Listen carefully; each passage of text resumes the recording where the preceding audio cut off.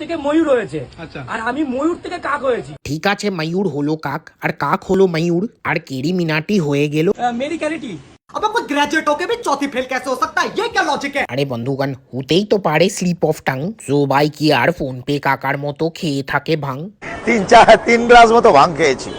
আর কি বলবো, ও সব ছাড়ো। তোমাদের টাইম থাকলে আমার এই নতুন রেসিপি দেখে নিতে পারো। নমস্কার বন্ধুগণ, আমি মকনলাল মেঘরাজ। এই যারা বলো ডায়েট রেসিপি দিন না, ডায়েট রেসিপি দিন না, এই লিন ভরে লিন মাথায়। ये रेसिपी इतना इजी, लिखते होबे ना खाताय। प्रथमे पानी गरम करे बड़ो इलायची लवंग तेज पत्ता उहाते चिकन दिए अच्छा से बॉयल करी लीबे। फिर वही पानी ते प्याज देर भी बॉयल करी लीबे। फिर वो बॉइल्ड प्याज देर साथे काजू बादाम धनिया पत्ता और दूध भरी दिबे। फिर फोन पे काका এখন যে কাজ করছে সে কাজ করি লিবে, আই মিন ঘুরিয়ে লিবে।